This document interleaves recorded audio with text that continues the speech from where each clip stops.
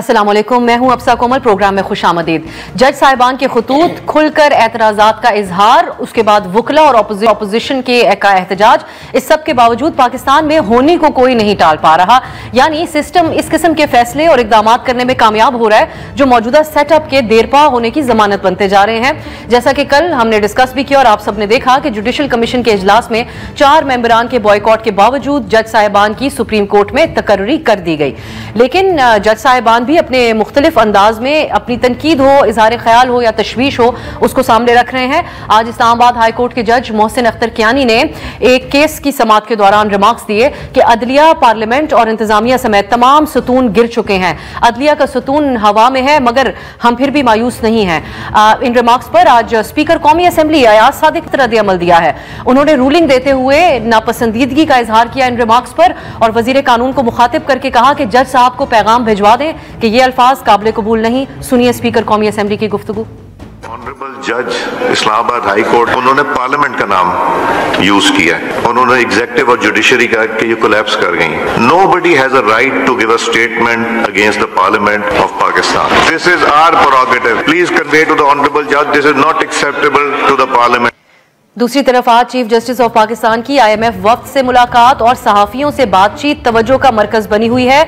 उन्होंने 3 मौजूआत को एड्रेस किया।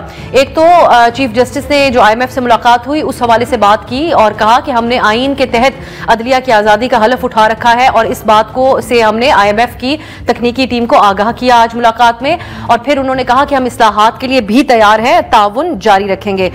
दूसरा मौजू था उनका इमरान खान के इंसानी हकूक की खिलाफ वर्जियों, इलेक्शन धांधली और दीगर मामलात पर 31 जनवरी को लिखा गया खत। इसके ऊपर भी उन्होंने आज बात की और कहा कि बानी PTI जो हमसे चाहते हैं वो आर्टिकल 184 की शिक 3 से मुतालिक है।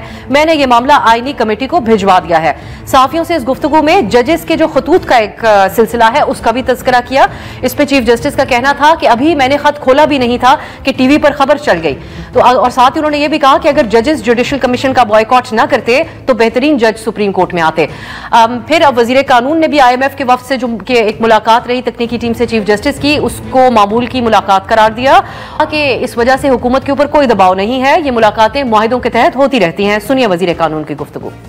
वर्ल्ड बैंक है, UN है, तो ये रूल ऑफ लॉ के हवाले से भी करते हैं इंटरैक्ट। आलमी अदारों को इस्तेमाल किया जाता है असरअंदाज होने के लिए। मेरा नहीं ख्याल। Law and justice commission already interact करता है बहुत सारे बैनुल अक़वामी अदारों के साथ, जो हम टेक्निकल सपोर्ट, ट्रेनिंग्स, एक दूसरे से इस्तेफादा करना, और ये IMF और वर्ल्ड बैंक के डोमेन में होता है। प्रोग्राम में बात करेंगे क्या इमरान खान के खत का तस्करा होना आज, क्या ये इस IMF के वफ्द से मुलाकात का ही कोई नतीजा है या हुकूमत IMF को कायल कर लेगी? ये इत्मीनान दुरुस्त है वजीर कानून का।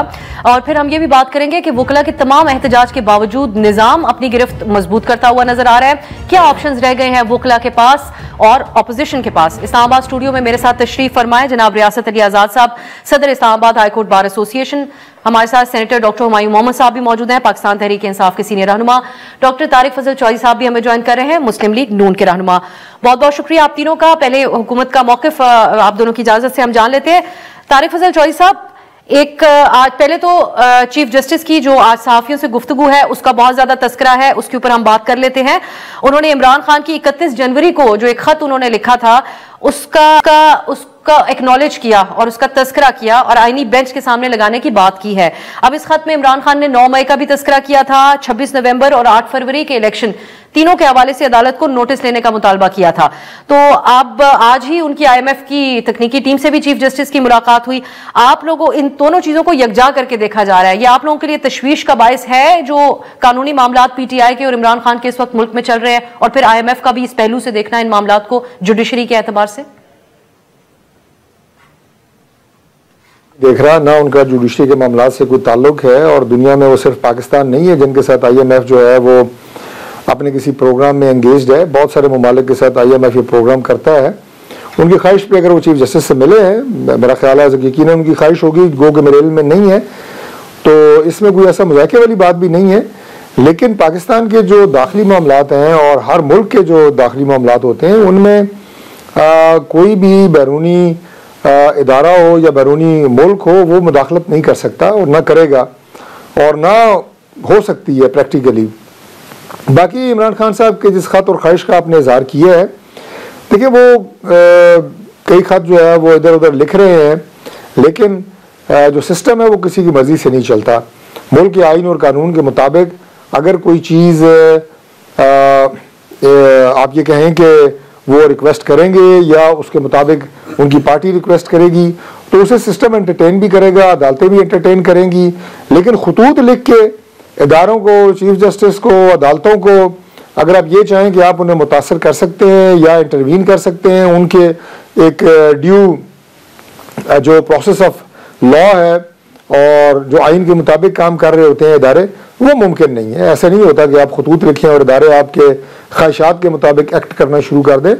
अगर उनकी जो कानूनी टीम है वो जो उनको लीगल रेमेडीज़ इमरान खान साहब को हासिल है वो यकीनन वो हासिल कर सकते हैं। उन्हें बहुत सारी अदालतों से मुख्तलिफ केसेस में इससे पहले भी ज़मानतें मिली हैं, आइंदा भी उनको ज़मानतें मिल सकती हैं। मैं इस बारे में कोई कमेंट नहीं करूँगा कि किस केस में उन्हें क्या फैसला होगा, लेकिन ये अदालतों का प्रेरोगेटिव है, जजेस का प्रेरोगेटिव है। और मनफी प्रोपेगेंडा मैं ये कहूँगा कि ये पाकिस्तान तहरीक इंसाफ का 2014 से लेकर आज तक तुरा इम्तियाज़ रहा है और उनका हर बयानिया जो पाकिस्तान का मुखालिफ बयानिया है उसकी मददगार साबित हुआ है। जो लोग पाकिस्तान के मुखालिफ हैं, हमारी रियासत के मुखालिफ हैं, इनका बयानिया उनके बयानियों को सपोर्ट करता है। ये मैं नहीं कह रहा कि ये उनके साथ मिले हुए होते हैं, लेकिन ये बयान ऐसे देते हैं, ये हरकतें ऐसी करते हैं जो रियासती इदारों के मफाद के बराह रास्त मुतसादिम होती हैं, जो रियासत के मफाद के बराह रास्त मुतसादिम होती हैं। और इन्हें कोई, इससे पहले भी आपको याद है कि जब IMF के साथ मुआहदा होने जा रहा था तो इनके जो KP के फाइनेंस मिनिस्टर थे उन्होंने डायरेक्ट खत लिखा था IMF को कि पाकिस्तान के साथ कोई मुआहदा मत करे। भाई पाकिस्तान उस वक्त डिफॉल्ट होने जा रहा था, खुदा न खास्ता, और आप उस वक्त इस बार IMF से कोई मुतालबा तो नहीं कर रहे, लेकिन नजरें जरूर जमाए बैठे हैं IMF के तकनीकी वफ्द के विजिट के हवाले से। सेनेटर साहब, आप लोगों के लिए ये बात हौसला अफजा है कि मुल्क के चीफ जस्टिस ने कम अज कम खान साहब के खत को एक्नॉलेज तो कर लिया, क्योंकि दूसरी तरफ से एस्टेब्लिशमेंट का जवाब तो ये था कि जाइए सियासतदानों के साथ बात कीजिए, या फिर उनकी तरफ से ये ऐलान कर देना कि आईनी बेंच के सामने ये मामला लगेगा, ये बेसूद ही रहेगा पूरी एक्सरसाइज आपकी नजर में। ये ऐड करते हुए कि सहाफियों के मुताबिक चीफ जस्टिस ने यह भी कहा कि ये अच्छी बात है कि इमरान खान ने अपने खत के साथ एविडेंस जो है वो अटैच किए हैं। बिस्मिल्लाहिर्रहमानिर्रहीम, इय्याका नअबुदु व इय्याका नस्तईन। देखिए, इस तरह है कि जो इमरान खान ने जो खतूत लिखे हैं मुख्तलिफ लोगों को, अगर आप उस एज एन इंडिपेंडेंट ऑब्जर्वर उन खतूत को पढ़ लें, उन्होंने उसमें पाकिस्तान के अंदर जो बेसिक 6 फंडामेंटल प्रॉब्लम्स हैं उनका जिक्र किया। उन्होंने ना अपनी पॉलिटिकल पार्टी का जिक्र किया है, ना उन्होंने ये कहा है कि मुझे आप ये निकालो। एक जो सेपरेट खत था उसमें सिर्फ उन्होंने अपना सिर्फ ये कहा कि मुझसे मेरे बच्चों से नहीं मिलने देते, और मुझसे जो पढ़े लिखे वाली जो पढ़े लिखे लोगों की बातें होती कि किताबें वगैरह वो छीन लेते, वो ले लिए वापस, ठीक है ना। और ये याद रखें, ये पढ़े लिखे लोग होते जो खतूत लिखते हैं, अनपढ़ लोग अंगूठा छाप वाले वो नहीं पढ़ते, वो ये खतूत नहीं लिखते होते, वो फराय पान से इस्त्री विस्त्री करते रहते, वो फर्क होता है, ठीक है। लेकिन उन्होंने उसमें ये चीज़ों को आइडेंटिफाई करके कहा है, और बेसिक चीज़ का है, उन्होंने कहा देखो पाकिस्तान के अंदर फंडामेंटल प्रिंसिपल्स और जो भी लड़ाई होती है आजकल जितनी भी मेरी और पीपल्स पार्टी और पाकिस्तान तहरीक इंसाफ पीपल्स पार्टी और PMLN पीपल्स पार्टी और JUI, हम ये सारे PTI और PMLN PTI और JUI, हमारे अंदर जो तनाव रहता है ना, वो सिर्फ इस वजह से रहता है कि हमारे इलेक्शन फ्री फेयर ट्रांसपेरेंट नहीं है सर। लेकिन आपके लिए हौसला अफजा बात है कि एक्नॉलेज हो गया खत, और खान साहब ने इसमें इलेक्शन की भी बात की। बिल्कुल, लेकिन देखिए मैं इनको कम से कम एक क्रेडिट देता हूं PMLN को कि इन्होंने कितने खूबसूरत तरीके से सारी चीज को मैनेज किया है। अब चीफ जस्टिस साहब के पास चली गई चीज, चीफ जस्टिस साहब ने मैनेज्ड कोर्ट जो है ना, कॉन्स्टिट्यूशनल कोर्ट में ज्यादातर जो जजेस हैं, जो ज्यादातर जजेस हैं इंक्लूडिंग जो उनको हेड कर रहे हैं, अगर इन लोगों की हिस्ट्री कर ले, जैसे अभी रियासत आजाद साहब के, इनका एक रुझान होगा, या ये क्रिमिनल केस की तरफ ज्यादा होंगे, या ये जो बिजनेस वगैरह होता है उसकी तरफ ज्यादा होंगे, उसको कॉर्पोरेट केसेस की तरफ ज्यादा होंगे, या ये कॉन्स्टिट्यूशनल केसेस की तरफ ज्यादा होंगे। हर एक जज का एक अपना रुझान होता है जब वो होता है उनका, अगर आप उनकी हिस्ट्री देख ले कोई ऐसा रुझान नहीं है। लेकिन एक बात अभी इन्होंने बात की थी कि पाकिस्तान तहरीक इंसाफ IMF के साथ ये खत खुद लिखते तो है। मैं कहता हूं कि वो कहते हैं याद माजी अजाब है यार, प्रोपेगेंडा सुन लेना, याद माजी अजाब है यार, अब छीन ले मुझसे हाफजा मेरा, और तुझे याद हो कि न याद हो मुझे याद है जरा जरा। 1999 में IMF ने पाकिस्तान को फाइन किया था। किस बात पे? पाकिस्तान को फाइन किया था, क्यों? उससे पहले की गवर्नमेंट जो 1997 1998 में थी, उन्होंने फिगर्स फज किए थे। चले अब तो 99 के दौर देखना, आप जब आप थोड़ा 3 साल पीछे जाएंगे, मैं 30 साल पीछे जा सकता हूं ना, और ठीक है ना ये, और ये चीजें बिजनेस रिकॉर्डर में मेरे ख्याल में 1 अक्टूबर 2015 में। सर अब आप सबका अपना चीफ जस्टिस साहब की साफियों से गुफ्तगू है। रियासत अली आजाद साहब, आप तमाम जो वकला की जो तंजीमें इस वक्त एहतजाज कर रही हैं उनके साथ चल रहे हैं, उनको लीड कर रहे हैं। तो 3 मौज़ूआत के ऊपर चीफ जस्टिस ने जो गुफ्तगू की, उसमें से हर एक के ऊपर मैं आपसे कमेंट चाहूंगी। पहले तो इमरान खान के खत के हवाले से वो कहते हैं आईनी बेंच के सामने जाएगा। ये भी उन्होंने कहा कि उन्होंने एविडेंस अटैच किए हैं, इसके साथ इस मामले को देखा जाएगा। तो आप IMF के वफ्द से जो आज मुलाकात है, इसको उसके साथ लिंक करके ही आप भी देखते हैं, या आप समझते हैं कि वाकई इमरान खान के खत का असर हो गया जो उन्होंने 31 जनवरी को लिखा था? देखिए, जहां तक IMF का तल्लक है तो मैं बहुत क्लियर हूं। जो हमारा चीफ जस्टिस है सुप्रीम कोर्ट ऑफ पाकिस्तान, वो वहाँ के चीफ जस्टिस या इसी डिपार्टमेंट यानी इदारे इंस्टीट्यूशन से अगर उसका ताल्लुक है तो ये मुलाकातें होती हैं, बेंच और बाहर की मुलाकातें होती हैं। मैं समझता हूँ कि IMF जिस हवाले से ये गुफ्तगू हो रही है, उनको उनके साथ मुलाकात नहीं करनी चाहिए थी। उसकी रीज़न है कि भाई चीफ जस्टिस इंतज़ामी ओहदा है ही नहीं है, उसका इससे ताल्लुक ही नहीं है। कहा फाइनेंस डिवीजन की तरफ से, खुसूसी वजारत फाइनेंस की तरफ से जो दरख्वास्त थी उसकी बेसिस के ऊपर ये सहाफियों की तरफ से रिपोर्ट नहीं, whatever he has no access को गैर मामूली समझा उन्होंने कहा हमारे लिए उनका ये डोमेन ही नहीं, उनका ये डोमेन ही नहीं है। ये गवर्नमेंट के लेवल पे आपस में ये IMF गवर्नमेंट के साथ में बैठे या वो यहाँ पे बैठे।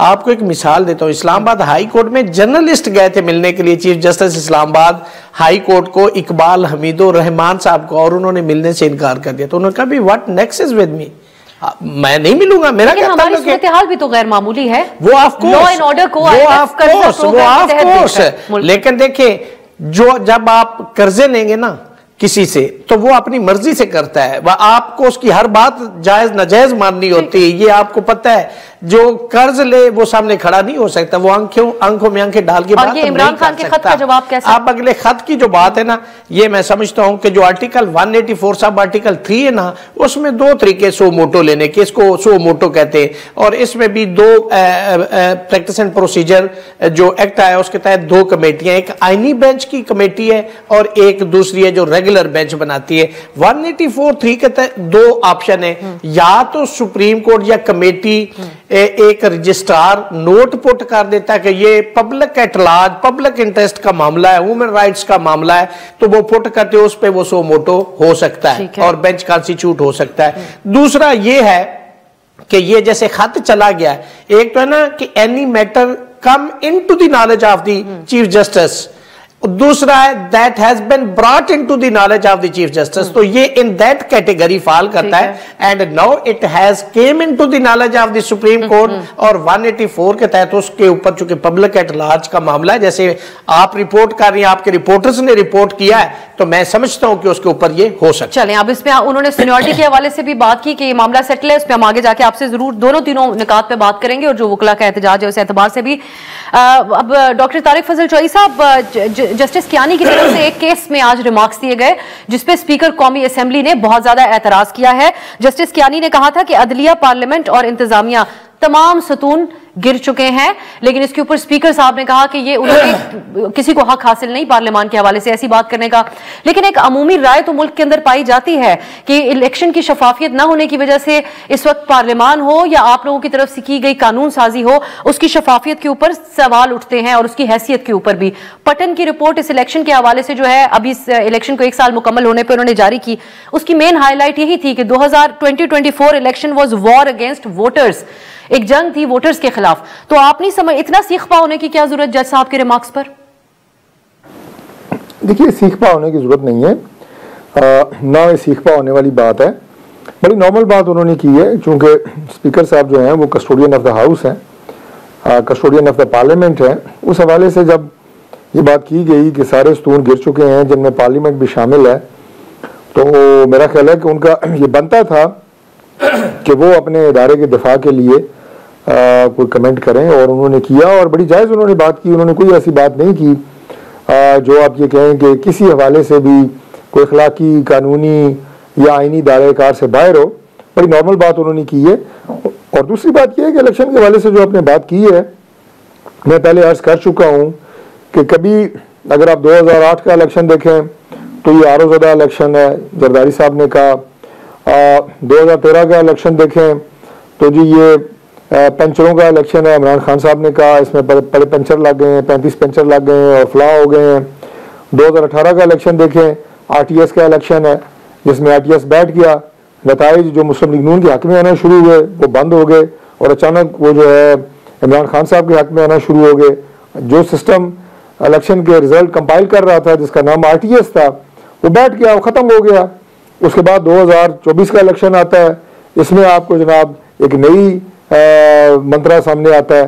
तो ये इल्जामात लगते रहे हैं, पाकिस्तान में कोई नई बात नहीं है कि इलेक्शन के हवाले से एतराज़ात उठे हैं। जो इलेक्शन को जांचने वाले इदारे होते हैं, जैसा कि पटन जिसकी रिपोर्ट का हम हवाला देते हैं, बहुत कम ही उन्होंने इस किस्म के अल्फाज इस्तेमाल किए कि 64 नए मेथड्स इस्तेमाल किए गए इलेक्टोरल मैनिपुलेशन के लिए। इस समेत और भी बहुत सारी बातें हैं जिसकी उन्होंने निशानदेही की। ऐसी मिसालें भी बहुत कम मिलती हैं हमें माजी के इलेक्शन से। तमाम इलेक्शंस की बात की है, बैनुल अक़वामी इदारों की इन इलेक्शंस के हवाले से भी रिपोर्ट्स मौजूद हैं। और बाकी ये इदारे जो होते हैं, मैं इनके बारे में कोई बात कहना नहीं चाहता। ज़ाहिर है वो अपना काम कर रहे होते हैं, किसके लिए कर रहे होते हैं, क्या कर रहे होते हैं, उनके पीछे किस किस का क्या इंटरेस्ट होता है। आप इनकी राय को कभी भी ये नहीं कह सकते कि ये कोई हतमी राय है, या आप इसको जुटला नहीं सकते, या इसको डिनाई नहीं कर सकते, या इसे रिबट नहीं कर सकते। मैं इससे ज़्यादा इदारों के हवाले से और कुछ नहीं कहूँगा। माज़ी में तो आप लोग इन इदारों की बहुत ही हवाला दिया करते थे, लेकिन हवाले सारे ही देते हैं, आप भी दे रही हैं। बहुत सारे ऐसे इदारे हैं जो हमारे हक में लिख रहे हैं, हम उनका हवाला देंगे। की बात करें उनकी राय को मुस्तरद करेगी। जो अपोजिशन की राय को सपोर्ट कर रहे होंगे, अपोजिशन उन इदारों की। तो ये इदारे जो होते हैं ये हर दौर में लगे होते हैं, इनके अपने अपने एजेंडाज होते हैं, ये काम कर रहे होते हैं। मैं इसके ऊपर कोई इससे ज्यादा मजीद बात नहीं करूंगा, लेकिन मैं ये जरूर कहूंगा कि पाकिस्तान में जो हमारे रियासती इदारे हैं, जो पिलर्स ऑफ द स्टेट हैं, उसके हवाले से हम सबको कोशिश करनी है कि हम उन्हें मजबूत करें। क्योंकि रियासत मजबूत है तो मुल्क मजबूत है, सियासत मौजूद है और सियासी जमातें अपना काम करेंगी। खुदा न खास्ता अगर हमारे जो बयानिए हैं, हमारी जो कोशिशें हैं, वो रियासत के जो सुतून हैं उनको, रियासती इदारों को कमज़ोर करने की बात अगर करेंगे तो उससे सियासत कमज़ोर होगी, उससे सियासी पार्टियां कमज़ोर होंगी, पॉलिटिकल सिस्टम कमज़ोर होगा। उसका फ़ायदा मुल्क को या आवाम को नहीं होगा, बल्कि उल्टा नुकसान होगा। इस बात का ख्याल होना चाहिए। एक ब्रेक की तरफ मुझे जाना है। मैं आप बहुत पूरे एतमाद अंदाज में बात कर रहे हैं। पीटीआई से भी मौक़िफ़ जानूंगी, रियासत अली आज़ाद साहब से भी, कि हुकूमत का एतमाद क्या वजह है, इतने सारे एहतजाजों के बावजूद, इतने सारे एतराज़ात के बावजूद कम होने के बजाय बढ़ता जा रहा है। बात करेंगे एक ब्रेक के बाद। ब्रेक के बाद खुश आमदीद डॉक्टर हुमायूं। अब ब्रेक से पहले आपने सुना हुकूमत की गुफ्तगू, उनका एतमाद बढ़ता जा रहा है। क्या वजह है कि कोई तदबीर आप लोगों के काम नहीं आ रही? आपने उस दिन एहतजाज की कॉल दी, मुल्क भर के अंदर आपने कहा एहतजाज किया जाएगा, रुकावटें भी आड़े आ गई और कोई उससे ज्यादा हमें कोई मुजाहमत नजर नहीं आई। स्वाबी में जो जलसा हुआ आपका, उसमें इमरान खान की बात तो हुई, लेकिन उससे ज्यादा हावी आ गया वहां पे गंडापुर साहब का, मरवत साहब का अटेंड करना, नारे लगना, जिस तरह के तकसीम पार्टी के अंदर होना, ये तमाम मौजूद बहस बनने रहे, यही क्लिप्स चलते रहे सोशल मीडिया के ऊपर। तो आपके पास खतूत लिखने के अलावा ऑप्शन रह क्या गया बतौर अपोजिशन? देखिए, ऑप्शन तो बहुत ज़्यादा होती हैं, लेकिन इंसान वक्त के साथ साथ इवॉल्व होता है। फ़र्ज़ करें मैं हूँ बाप हूँ और मेरे 6-7 बच्चे हैं, मैं उनको कहता हूँ यार फ़लानी जगह पे जाओ और उसमें ये हमारा जो उन लोगों ने सामान चोरी किया हुआ है ये वहाँ से लेकर आओ। वो वहाँ जाते हैं, आगे डाकू उन पर फायरिंग कर देते हैं। मैं उसको कहूँगा कि अगली बार दोबारा जाओ? नहीं, मैं उसके लिए कोई और दूसरा तरीका आप डाकू कह रहे हैं इंतजामिया और हुकूमत को? नहीं, मैं तो आपको वैसे मिसाल दे रहा हूँ। आप उनके साथ मत मिलाए ना। लेकिन कमिंग बैक टू जो सवाल आप पूछ रही थी उनसे, देखिए जो जस्टिस कियानी साहब ने बात की है, अब मैं उसको थोड़ा सा टेक्निकली चल जाता हूं, चूंकि मेरे साथ एक लॉयर साहब बैठे हुए हैं तो ये मुझे सही या गलत कह सकते हैं। आर्टिकल 60 के तहत सेनेट ड्यूली फॉर्म तब होती है, ड्यूली कॉन्स्टिट्यूटेड तब होती है जब सेनेट के अंदर पूरे 96 मेंबर्स आ जाएं, दैट इज ड्यूली कॉन्स्टिट्यूटेड। वो कहते हैं कि उस वक्त तक सेनेट में इलेक्शन नहीं हो सकता, और ना चेयरमैन का और ना प्रेसिडेंट का, जब तक सेनेट ड्यूली कॉन्स्टिट्यूट ना हो जाए। आज साल बाद भी सेनेट ड्यूली कॉन्स्टिट्यूटेड नहीं है। तो इसके लिहाज से जो वो कह रहे हैं ना कि वो गिर रहे पिलर नहीं है, आपके इस वक्त पार्लियामेंट टूटी हुई है, इस वक्त पार्लियामेंट में कुछ भी नहीं है। सेनेट के चेयरमैन और प्रेसिडेंट इस वक्त इनलीगली बैठे हुए हैं।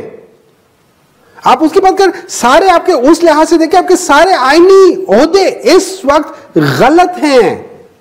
आप किस बात के, वो सही कह रहे हैं कि इस वक्त, लेकिन ये मेरी इंटरप्रिटेशन है। फजल चौधरी साहब ने हवाला दिया कि माजी के इलेक्शंस के अंदर भी इसी किस्म के इल्जामात, इलेक्शंस की तो बात ही नहीं कर रहा हूं, लेकिन फिर फॉर्मेशन ऑफ गवर्नमेंट के ऊपर भी, पार्लियामेंट के ऊपर भी सवाल उठते थे। मौलाना साहब ने आप लोगों के दौर में कहा कि हमें पार्लियामेंट से ही निकल जाना चाहिए, उन्हीं तस्लीम किया था उन्होंने। देखिए वो अपनी जगह, वो उस वक्त भी निकल सकते थे, कोई निकल सकता था, कोई कहता है कोई निकल सकता है, उसको अपनी परवाह नहीं होती। लेकिन फिर यही तो आर्गुमेंट है कि हम तनज़्ज़ुली की तरफ जा रहे थे, आज इस नहज पे पहुंच के अनोखी बात नहीं है। अगर मैं जोंक हूं ना, जोंक हूं, मैं खून चूसता हूं किसी का, तो मैं उससे अलग कभी नहीं हूंगा। लेकिन अगर मैं किसी का खून नहीं चूसता ना, तो मैं आराम से उससे अपने आप को अलग कर सकता हूं। मैं दो असेंबलीज को यूं डिसॉल्व कर सकता, क्यों, मेरा स्टेक नहीं है। लेकिन अगर मैंने वहां से ही करने ना, क्योंकि जो मुझे खून नहीं मिलता तो या मैं व्हील चेयर पे बैठ जाता हूँ, या मेरे ब्लड वो क्या कहते हैं, प्लेटलेट्स गिरने शुरू हो जाते हैं। ये वैसे होता है, आप इशारों के नायों में आज सारी बात कर रहे हैं। प्लेटलेट्स गिरते हैं, डॉक्टर साहब है, उनको पता है, उनको प्लाज्मा ट्रांसफ्यूजन होती है, प्लाज्मा खून से ही बनता है। तो मैं तो आपको गलत बात नहीं कर रहा, लेकिन एक बात याद रखिए, जिन इलेक्शंस की बात ये कह रहे हैं कि, मुझे एक बात बताए, गवर्नर पंजाब क्या कह रहा है, इन्हीं के सूबे का गवर्नर, मतलब पंजाब के गवर्नर है ना, क्या कह रहा है? वो वही कह रहे हैं जो कमिश्नर साहब ने इलेक्शंस के फौरन बाद कह दिया था। He is reiterating exactly the same. अगर वो झूठ बोल रहे, पीका एक्ट लगाओ उस पर। ये मैं रियासत साहब की तरफ जाती हूँ, पीका एक्ट की भी हम बात करेंगे। इस दरख्वास्तों में रिप्रेजेंट कर रहे हैं रियासत अली आज़ाद साहब सहाफ़ी बरादरी को। अब रियासत साहब, जो आज जस्टिस कियानी के रिमार्क्स हैं, उसके ऊपर स्पीकर कौमी असम्बली का बड़ा सख्त उन्होंने नाराजगी का इजहार किया, पार्लियामान के मुकद्दम होने की उन्होंने बात की। और इस पर जो डिबेट है उसमें कल हम, क्योंकि कानूनी माहिरीन मुख्तलिफ आरा भी रखते हैं, एक राय आपकी है, वकला भी एक तकसीम है, उस पर मैं आपसे पूछती हूँ। हाफिज एहसान साहब को एक प्रोग्राम में बात की, उन्होंने कहा जज साहिबान जो खतूत लिख रहे हैं और 26वीं तरमीम के हवाले से सवाल उठा रहे हैं, वो अपनी हलफ की खिलाफ वर्जी कर रहे हैं। तो आज आप कैसे देखते हैं स्पीकर साहब के सख्त रद्द अमल को? दो बातें, जजेस का ये खतूत लिखने की नौबत क्यों आई, ये रिमार्क्स के ऊपर उन्होंने कहा। ओके, मैं एक बात कर रहा हूं, इसका बैकग्राउंड है ना, वो ये कहते हैं कि जो 26वीं तरमीम है उसके तहत जो कुछ इस मुल्क के अंदर और जो अदलिया के साथ हुआ है वो अनकॉन्स्टिट्यूशनल है। वो तरमीम जिसको पूरी पाकिस्तान की बार काउंसिल्स और बार एसोसिएशंस, तमाम नहीं, मोस्ट ऑफ द बार, यानी मेरे ख्याल 30 से 35 सीपी पड़ी हुई, कॉन्स्टिट्यूशन पिटीशन सुप्रीम कोर्ट में पेंडिंग है, ठीक है। वो चैलेंज क्यों की गई? चूंकि वो आर्टिकल 8 से रिपग्नेंट है, वो आर्टिकल 175 साहब आर्टिकल 3 से रिपग्नेंट है, वो 227 आर्टिकल उससे रिपग्नेंट है, उसके मैंडेट के मुताबिक नहीं है। जो बुनियादी स्ट्रक्चर है अदलिया का, जो ट्राइकाटमी आप पा रहे हो, उससे मुतसादम है। अब उसके तहत जो कुछ हो रहा है वो अनकॉन्स्टिट्यूशनल है। अगर वो सुप्रीम कोर्ट फुल कोर्ट सुनती है दी देन, जब वो हमने चैलेंज किया है, तो मेरी जाती राय में बीइंग स्टूडेंट ऑफ लॉ ये सस्टेनेबल नहीं है।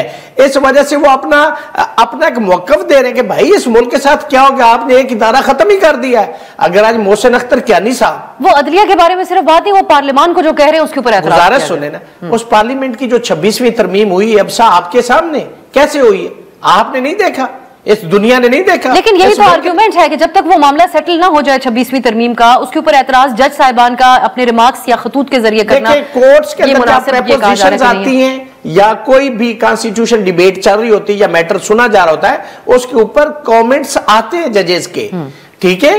कमेंट्स आते हैं। मोहसिन कियानी साहब ने जो स्टेटमेंट या उनका कमेंट जो आप जिसको रिपोर्ट कर रहे हैं और वहां पे जो इतना सख्त रिएक्शन आया है, ये इस चीज की गमाजी करता है कि जो पॉलिटिकल पार्टीज थी इन्होंने एक दूसरे के खिलाफ केसेस बनाए और अल्टीमेटली इन्हीं अदलिया ने उनको रिलीफ भी दिया और इसी अदलिया से इन सियासतदानों के खिलाफ फैसले भी आए। वो तमाम चीजें उन्होंने जो इंतकाम था वो 26वीं तरमीम करके अदलिया से इंतकाम ले लिया। अब उसी साबका वो जो है ना बोन ऑफ कंटेंशन, उसी का रिएक्शन है कि आज अय्याज सादिक साहब पहले क्यों नहीं बयान देते थे। आप इस पार्लियामेंट को सॉवरन कह रहे ना कि जिसके प्रोडक्शन ऑर्डर नहीं माने जाते, आप इसी पार्लियामेंट की बात कर रहे हैं जिसके अंदर से लोग उठा लिए जाते हैं। जब पार्लियामेंट सॉवरन होगी ना तो फिर अदलिया भी आजाद होगी। लेकिन चीफ जस्टिस साहब इस खतूत वाली बात को भी इतना पसंद नहीं कर रहे जो उन्होंने आज सहाफियों से बात की। उन्होंने कहा मैंने भी खत खोला नहीं, मीडिया के ऊपर पहले रिपोर्ट हो गया।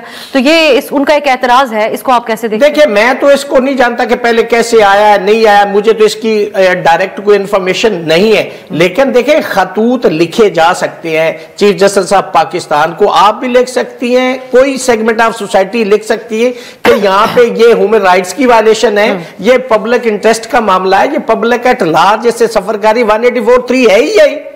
या तो उसको आर्टिकल उसको निकाल दें, जैसे 26वीं तरमीम में आपने बहुत सारे आर्टिकल ऐड कर दिए और आपने देखिए जो आजाद अदलिया ना, अब सा एक बड़ी काम की बात है। मैं अगर हूं तो मैं ये कहूंगा कि आजाद अदलिया हुकूमत की हमेशा सपोर्ट और फेवर में होती, चूंकि आजाद अदलिया होगी, रूल ऑफ लॉ होगा, लोगों को इंसाफ मिलेगा, लॉलेसनेस नहीं होगी, तो वो हुकूमत को सपोर्ट करने के लिए होती है आजाद अदलिया। लेकिन यहाँ उलट है, यहाँ हुकूमत चाहती है कि आजाद अदलिया नाम की शय नहीं होनी। तो अगर ऐसी बात है तो फिर पार्लियामेंट के अंदर ही एक और जैली कमेटी बना दे और इसको मुकम्मल खत्म करके वहां पे पार्लियामेंटेरियन को वहां अख्तियार दे दे।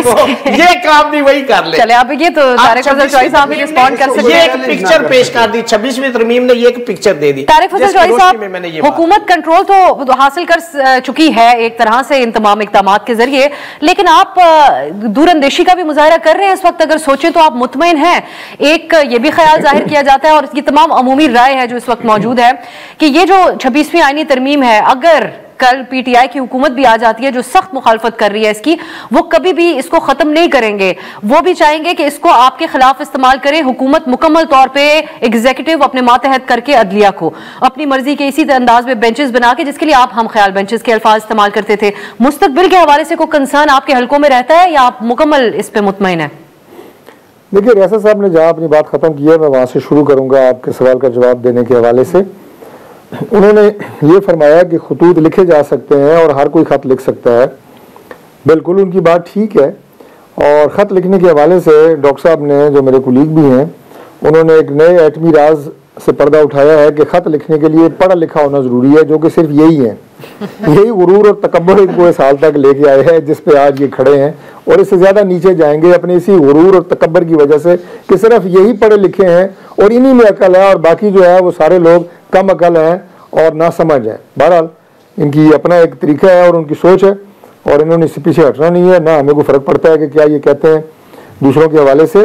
बहरहाल ख़त के ऊपर दोबारा आ जाते हैं। लेकिन तो अपने चीफ जस्टिस साहब की बात की है ना, जो उनके रिमार्क्स की बात की है कि मेरे तक ख़त पहुंचा नहीं है, मीडिया पे पहले पहुंच गया।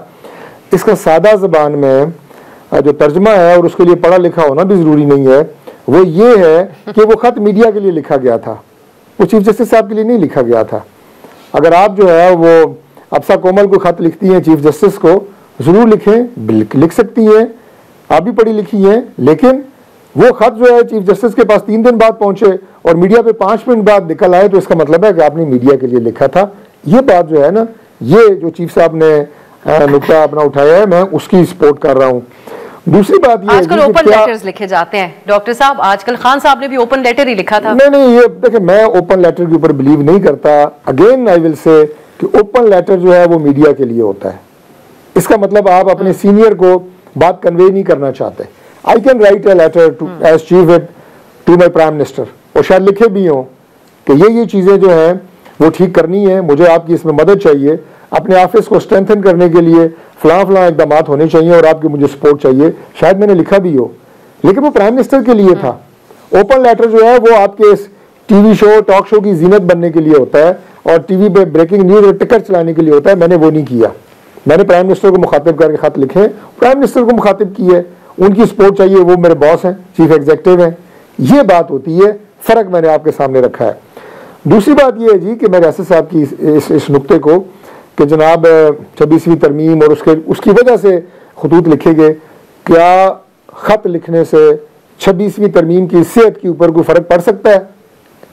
कोई फर्क नहीं पड़ेगा। आप रोज 10 खत लिखें, कोई फर्क नहीं पड़ेगा, क्योंकि ये तरीका नहीं है।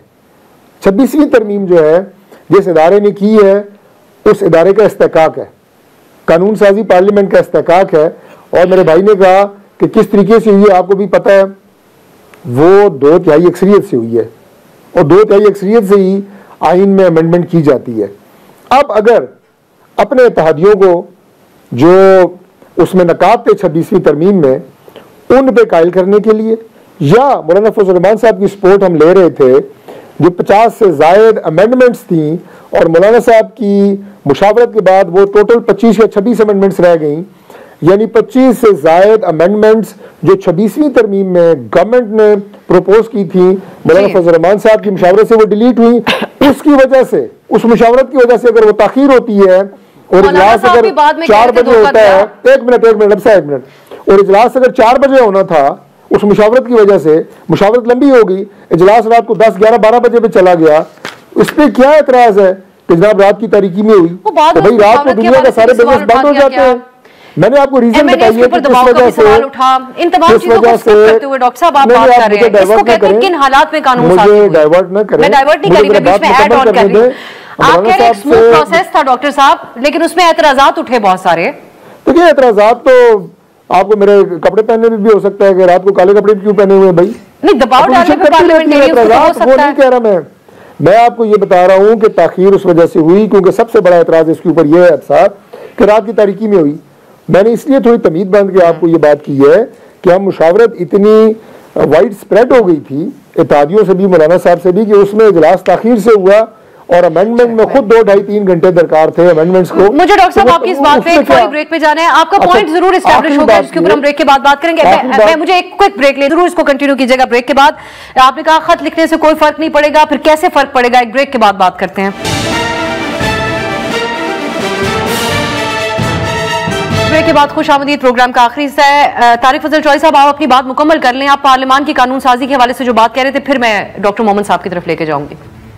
ज्यादा बात हो गई है कि खतूत की बात मैं कर रहा था कि खतूत लिखने से पार्लियामान की जो कानून साजी का हक है ना तो उसे तब्दील किया जा सकता है, ना 26वीं तरमीम को तब्दील किया जा सकता है। उसे तब्दील करने के लिए दोबारा आपको 2/3 मेजोरिटी चाहिए। और मैं तो कोर्ट को जो राइट दे रहे हैं रियासत साहब मेरे भाई, मैं नहीं समझता कि कोर्ट के पास ये राइट होना चाहिए या है कि वो पार्लियामेंट की हुई अमेंडमेंट को अनडू करे। वो खुदा न खास्ता हमारे किसी नजरिए के खिलाफ नहीं है, वो नजरिया पाकिस्तान के खिलाफ नहीं है, वो कोई ह्यूमन राइट्स की वॉयलेशन के खिलाफ नहीं है, वो एक नॉर्मल अमेंडमेंट है। और हमारे बहुत सारे ऐसे इदारों के अंदर सीनियर लेवल के ऊपर जो तैनातियां की जाती हैं, 3 सीनियर मोस्ट अफसरान का, जर्नलों का पैनल मंगवाया जाता है, चीफ ऑफ आर्मी स्टाफ की अपॉइंटमेंट इस तरह होती है, अनहोनी बात नहीं है। और जो बाकी चीजें हैं वो भी मैं समझता हूँ कि हर दौर में एक और आखिरी बात मैं कर दूं क्योंकि रियासत साहब इसको बिल्कुल सेकंड करेंगे, मैं उम्मीद करता हूं कि 18वीं तरमीम हमारी सबसे मशहूर, फेमस और मोस्ट डिफेंडेड एंड अप्रिशिएटेड जो है वो तरमीम थी और मुत्तफिका तौर पे पार्लियामेंट ने की थी। उससे जो इख्तियार पार्लियामान के पास था जजेस की तकर्री का, वो कोर्ट ने, सुप्रीम कोर्ट ने चीफ जस्टिस इफ्तिखार चौधरी साहब के दौर में वापस लिया था। 26वीं तरमीम ने जस्टिस साहिबान की तकर्री का वो छीना हुआ इख्तियार वापस पार्लियामेंट को दिया है और अभी भी वहां पे जुडिशियल कमीशन के जरिए अपॉइंटमेंट्स हो रही हैं। और फिर मैं एक और आखिरी बात आपकी इजाजत से कर दूं, अभी जो कल हुई है अपॉइंटमेंट्स सुप्रीम कोर्ट के ऑनरेबल जजेस की, आप देखें कि सीनियर मोस्ट जजेस मेरिट के ऊपर इस्लामाबाद की हाई कोर्ट के चीफ जस्टिस, केपी की हाई कोर्ट के चीफ जस्टिस, बलूचिस्तान की हाई कोर्ट के चीफ जस्टिस, आप मुझे बताएंगे इसमें क्या एतराज है? इसमें क्या एतराज है? सीनियर मोस्ट जजेस आए हैं। डॉक्टर साहब सवाल सुन रहे रियासत साहब। डॉक्टर साहब जो आपकी अपनी 26वीं तरमीम है उसके अंदर जो आर्टिकल 175A के अंदर आपने ये लिखा है, आप उसको तो मानते हैं ना, चूंकि आपने खुद की है। उसके अंदर लिखा हुआ था कि जो मोस्ट 3 जजेस होंगे उनके पैनल में से चीफ जस्टिस लगाया जाएगा। इस्लामाबाद हाई कोर्ट में आपने ये तजर्बा क्यों नहीं किया? बाकी सारी जगहों पे आपने किया है। और उसी 26वीं तरमीम में कि जब कोई भी जुडिशल कमीशन का इजलास किसी भी हाई कोर्ट का होगा उसमें चीफ जस्टिस और सीनियर प्यूने जज बैठेगा, लेकिन इस्लामाबाद की हद तक जो है सीनियर प्यूने जज नहीं बैठेगा। आपकी ये 26वीं तरमीम के अंदर लिखा हुआ वो दुरुस्त है, आपने उसको क्यों नहीं माना? साहब, लेकिन आप अपनी बात को आगे जारी रखें। वक्त कम है, मैं सेंटर साहब आपकी तरफ आती हूँ। आप एहतजाज करते रहे, सर एक सेकंड दीजिएगा डॉक्टर साहब, एक सेकंड दीजिएगा डॉक्टर साहब। खतूत जजेस लिखते रहे, कोई फर्क नहीं पड़ता। हुकूमत का एक जवाब है जो तारिक फजल चौधरी साहब ने सामने रखा। पार्लियामान ने कानून पास किया, ठीक है, लेकिन आइन के अंदर बताया गया कि अगर ये आर्टिकल उससे वो लेजिस्लेशन मुतसादम होगी तो सुप्रीम कोर्ट उसको स्ट्राइक डाउन कर सकती है। ये तो आइन के अंदर। लेकिन आप जो हम एहतजाज क्यों कर रहे हैं? एहतजाज है कि हम कहते हैं कि इसके अंदर ये डेफिशिएंसीज है, ये लेकुनाज है, ये रिपग्नेटिव लावला आर्टिकल से ये सस्टेनेबल नहीं है। सुप्रीम कोर्ट सुने हम ये प्रोटेस्ट लेकिन वुकला इस वक्त जिस किस्म की तकसीम, माजी में जो वुकला तहरीक थी सब यूनाइटेड थे। कल जब आप लोग बाहर निकले तो उसमें से आपके तमाम यूनाइटेड नहीं थे इस मामले के ऊपर। देखिए, पाकिस्तान की 5 सूबाई बार काउंसिल है, 3 हमारे साथ है।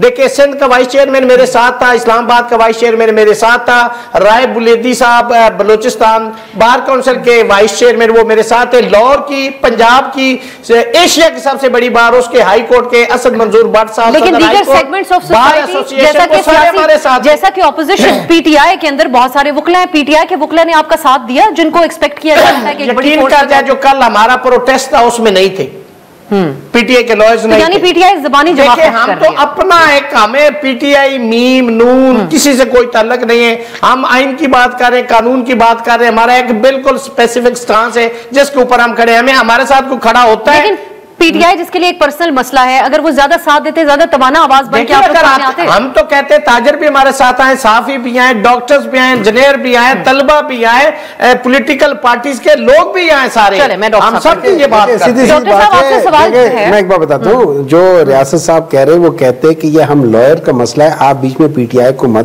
डाले, ये लॉयर्स का मसला है। पीटीआई में लॉयर्स है, हर चीज में लॉयर्स होते हैं। जमात है जो कहती है 26वीं तरमीम से हम मैं एग्री करता हूँ, पूरी पीटीआई को इनके साथ होना चाहिए। लेकिन मैं 2 बातें करता हूँ, तारिक फजल चौधरी साहब ने 2 बातें की है, मैं एक वर्स। सर एक सवाल पूछ लो आपसे, आप इन लोगों को पढ़े लिखे ना होने के ताने ही देते रहते हैं अपने मुखालिफिन, लेकिन उनकी कानून साजियां देखिए, उनकी प्लानिंग देखिए, मैं उधर ही आ रहा हूँ, मैं इनकी फुर्तियां आपको बताता हूं। छोटी चीजों के ऊपर बहस करते हैं।